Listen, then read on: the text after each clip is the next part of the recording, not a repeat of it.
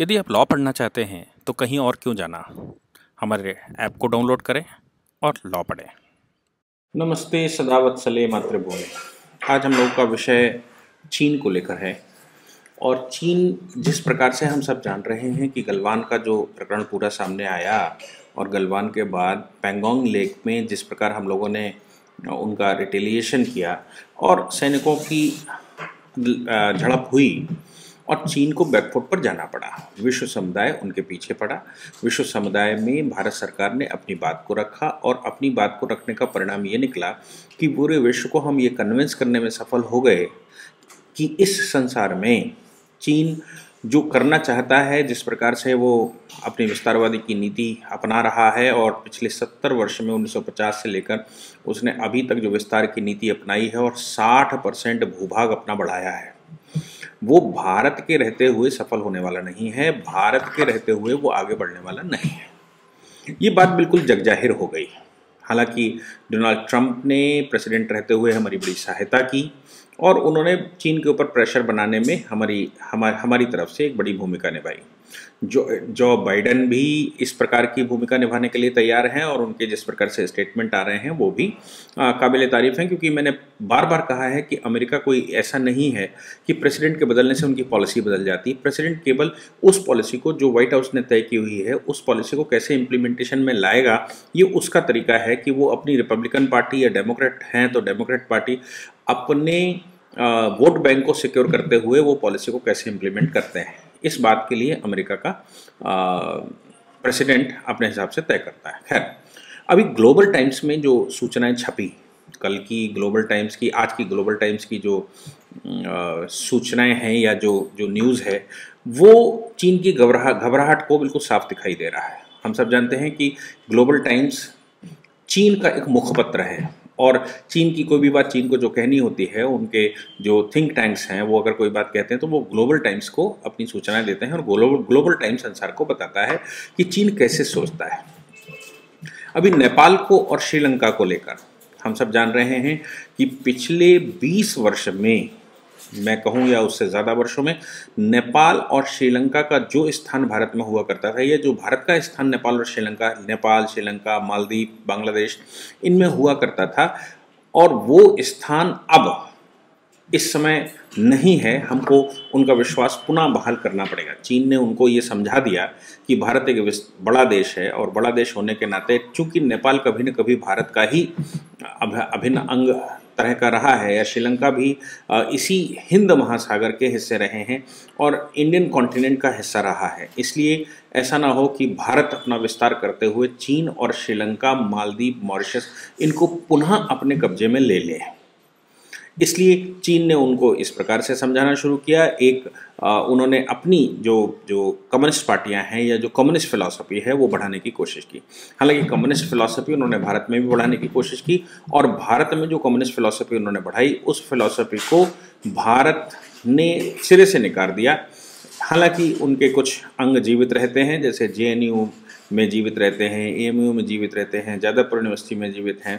ये सब जीवित जरूर रहते हैं उनके विचार, लेकिन फिर भी भारत की मेजॉरिटी 98% लोग उनको नकार देते हैं और नकारने का परिणाम ये निकला कि उनको किसी भी प्रकार से भारत में कोई सपोर्ट नहीं मिलता है। इसलिए चीन जो करना चाहता था भारत में वो खुलकर नहीं कर पा रहा है, लेकिन वो नेपाल के बहुत नज़दीक चला गया था, वो श्रीलंका के बहुत नज़दीक चला गया था, वो बांग्लादेश के भी बहुत नज़दीक जाते जा रहा है, वो मॉरिशस में प्रभाव डालने की कोशिश कर रहा है। परिणाम ये निकला था कि उसको श्रीलंका की ज़रूरत इसलिए पड़ रही थी कि हिंद महासागर में चीन को अपने युद्धपोत भेजने थे और जो उनके युद्धपोत वहाँ पर रहेंगे तो भारत को चारों ओर से घेरने में वो एक बड़ी भूमिका में रहेगा। नेपाल चूँकि भारत का एक बॉर्डर एरिया है और हिंदू शासन है वहाँ पर, इसलिए नेपाल एक ऐसा अक्षुण्ण देश रहा है जिसमें हिंदवी शासन रहा है और हिंदवी शासन को सभी ने स्वीकार किया है। इसलिए हालांकि चीन भी हमेशा से बौद्ध संप्रदाय का रहा है और बौद्ध वहाँ पर शासन करते रहे हैं और बौद्ध के शासन की वजह से भारत की हमेशा से मित्रता चीन के उन देशों के साथ रही है। यानी कि अगर हम कहें कि पूर्वी एशिया में जो पश्चिमी देशों का या मिडिल ईस्ट का जो बॉर्डर पड़ता है वहाँ से लेकर और पूरे पूर्वी एशिया में भारत का प्रभाव रहा है, भारत के रिलीजियस प्रभाव रहे हैं, भारत की संस्कृति का प्रभाव रहा है, भारत के ही कुछ सब सेक्टर वहाँ पर डेवलप हो गए।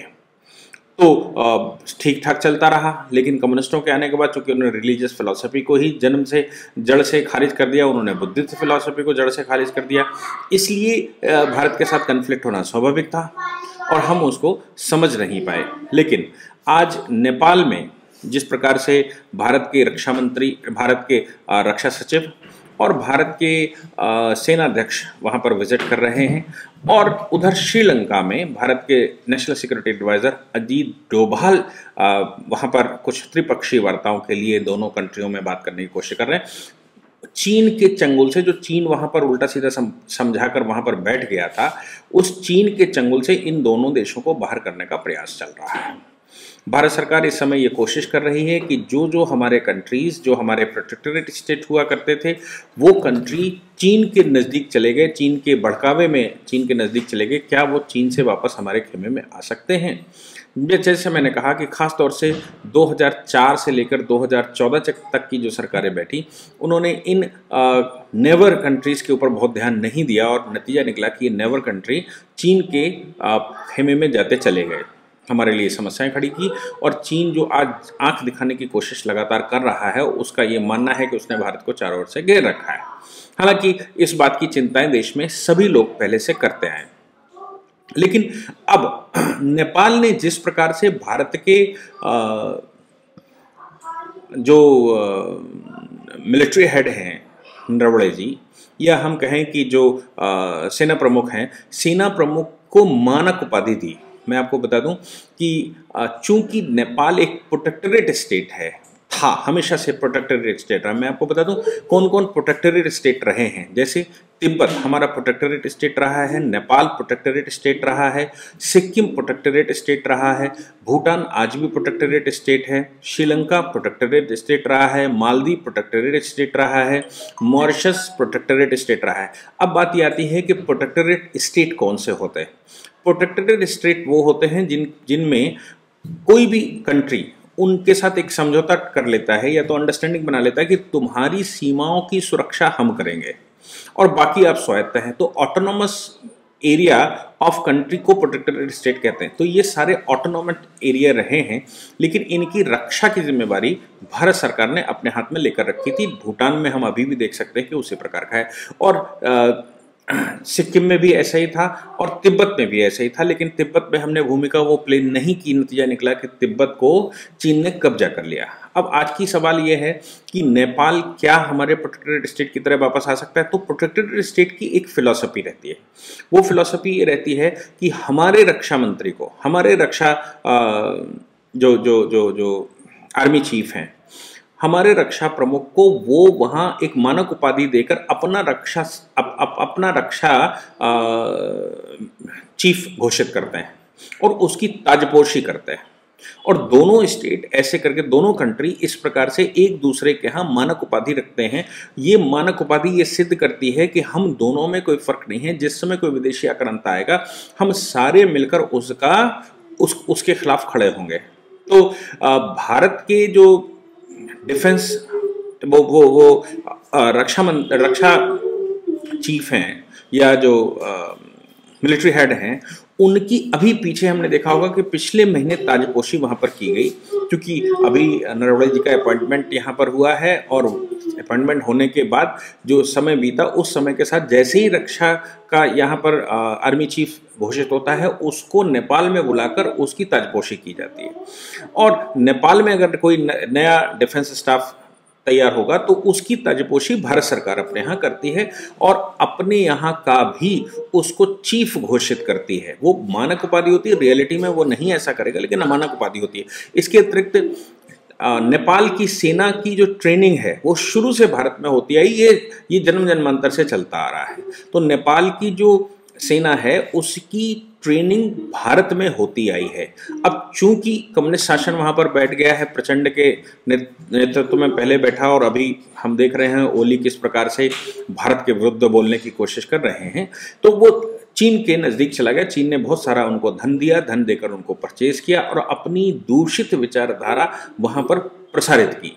यही काम उन्होंने लंका में भी किया और इसके अतिरिक्त मिशनरियों का अपना रोल रहा है, इस्लामिक चरमपंथ का अपना रोल रहा है। उन्होंने इन स्थानों को अपना अड्डा बनाया और यहाँ पर दुनिया भर की जो जो मदद कर सकते हैं या जो फिलॉसफी बना सकते हैं या लोगों को जो भड़का सकते थे वो भड़काया। तो लंका में हमने सबने देखा है जाफना का हाल क्या था कि वहाँ मिशनरियों ने किस प्रकार से लंका को अपने कैप्चर में करके रखा था। इसलिए अभी ग्लोबल टाइम का कहना यह है कि भारत ने इन कंट्रियों में जाकर इन छोटे छोटे कंट्रियों को भारत हड़का रहा है, धमका रहा है और भारत इनको अपने कब्जे में करने की कोशिश कर रहा है।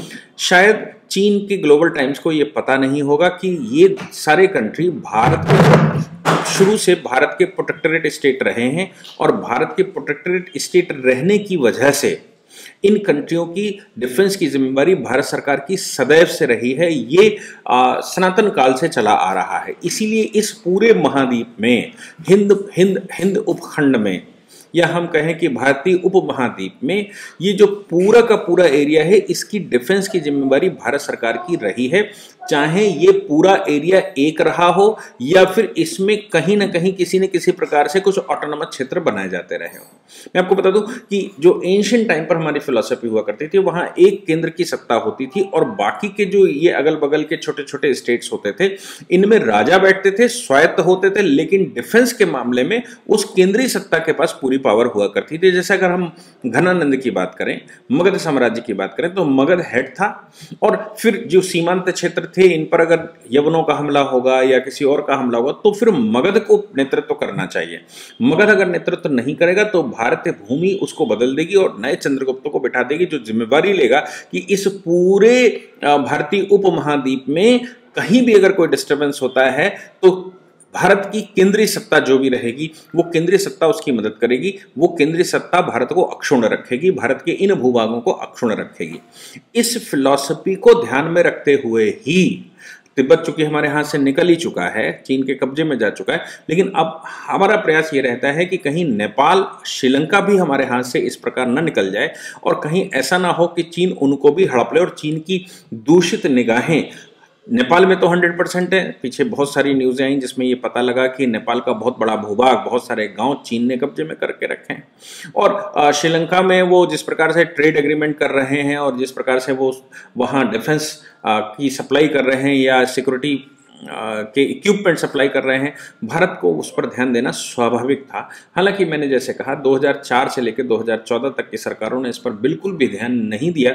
नतीजा ये निकला था कि ये उनके खेमे में जाते चले गए। जो हमें मदद करनी चाहिए थी वो उन्होंने उनकी मदद की। चूँकि अपनी सबकी इंटरनल पोजिशंस होती हैं, मिशनरी की वजह से इन कंट्रियों में, मुसलमानों की वजह से इन कंट्रियों में बहुत सारे गड़बड़ियाँ चल रही थी, तो इनको अपने में स्ट्रगल करना था। अब भारत बड़ा कंट्री होने के नाते इनकी मदद करे, लेकिन भारत ने मदद नहीं की और भारत की राजशाही अपने में ही लूट खसोट में फलित हुई थी। नतीजा निकला कि उनको चीन के नजदीक जाना स्वाभाविक था। आज की भारत सरकार इनके सबके साथ पुनः अपने एंशिएंट कल्चर को, एंशिएंट गठबंधन को मजबूत करने का प्रयास कर रही है, तो ग्लोबल टाइम्स को या चीन के पेट में दर्द होना स्वाभाविक है। लेकिन चीन का ये कहना कि भारत बड़ा कंट्री है और ये विस्तार करना चाहता है, इसलिए इन कंट्री को हल्का धमकाकर अपने नजदीक खींच रहा है, तो उनको शायद पता नहीं कि भारत का इतिहास ऐसा है जो नहीं होना चाहिए था मेरी नज़र में। लेकिन भारत का इतिहास ऐसा था कि भारत ने कभी दूसरे कंट्रियों के ऊपर हमला नहीं किया और किसी को भी अपने आचरण के अतिरिक्त शक्ति के दम पर किसी को भी प्रभावित नहीं किया। हालांकि ऐसा करना चाहिए था, अशोक ने ऐसा किया था और अशोक ने ऐसा करने के बाद पूरे एशिया के ऊपर अपना एक साम्राज्य स्थापित किया था। नतीजा निकला था कि कलिंग का युद्ध करने के बाद जब उसने 1 लाख लोगों की या 2 लाख लोगों की हत्या कर दी और भूमि कलिंग की लाल हो गई, तो पूरे विश्व को समझ में आ गया कि अशोक किस प्रकार के नेचर का व्यक्ति है। हालांकि बाद में उसने बौद्ध धम्म को अपनाया और वो एक शांतिप्रिय व्यक्ति बन गया, तो उसके बाद विश्व ने उसके लोहे को माना। साथ में एक इलस्ट्रेशन जरूर जुड़ा हुआ था कि अगर अशोक के साथ ना जुड़े तो कलिंग का युद्ध भी अशोक करना जानता है और परिणाम बुरे हो सकते हैं। इसलिए चीन को अगर आज, चीन में ना कहूँ, कम्युनिस्ट चीन को अगर आज ये लगता है कि भारत के नज़दीक ये पहुँच रहे हैं, तो ये उसकी गलतफहमी है। ये एंशिएंट कल्चर से हमारे साथ रहे हैं, इसीलिए भारत के सेना प्रमुख को नेपाल में उनकी ताजपोशी की जाती है या श्रीलंका में उनकी अवभगत की जाती है, जिनको भारत पुनः मिलाने का प्रयास कर रहा है, पुराने सिस्टम को अडॉप्ट करने का प्रयास कर रहा है और हम सब मिलकर रहे हैं भारतीय उपमहाद्वीप अक्षुण्ण रहे, इसके लिए भारत पुनः प्रयास कर रहा है। इस बात को ध्यान में रखते हुए ही सार्क देशों का गठन किया गया था और सार्क देशों का नेतृत्व भी भारत ही करता है। हालांकि उन सार्क देशों में एक गड़बड़ कंट्री पाकिस्तान जो भारतीय संस्कृति को अपनी संस्कृति नहीं मानता, वो खाड़ी की संस्कृति को, विदेशियों की संस्कृति को अपनी संस्कृति मानता है, इसलिए उसके दिमाग अभी ठीक नहीं है। हालांकि घर वापसी सबकी होने वाली है, इसमें भी कोई शक नहीं है। अपने पूर्वजों की तरफ सभी आने वाले हैं, चाहे वो हिंदुस्तान में रहने वाले लोग हों या फिर वो पाकिस्तान और बांग्लादेश में रहने वाले लोग हों, क्योंकि ये सहोदर भाई हैं। एक भाई बिगड़ गया है, इसका तात्पर्य ये नहीं है कि वो बिगड़ा रहेगा, उसकी वापसी आनी ही है। इसलिए ये भारतीय उपमहाद्वीप को पुनः एक अक्षुण्ण राज्य बनाने के, एक अक्षुण्ण क्षेत्र बनाने का प्रयास नरेंद्र मोदी सरकार जो कर रही है, उसके लिए उसको साधुवाद कहना चाहिए। और चीन के पसीने छूट रहे हैं, इसका मतलब भारत जो युक्ति कर रहा है उसका कोई प्रभाव हो रहा है। धन्यवाद। इस पूरी ऑर्गेनाइजेशन को चलाने के लिए आप नीचे डिस्क्रिप्शन से हमारे ऐप को डाउनलोड कर सकते हैं, जिससे कि लॉ स्टूडेंट्स को, लॉयर्स को और आम आदमी जो लॉ जानना चाहता है वो पेड क्लासेस का लाभ ले सकता है।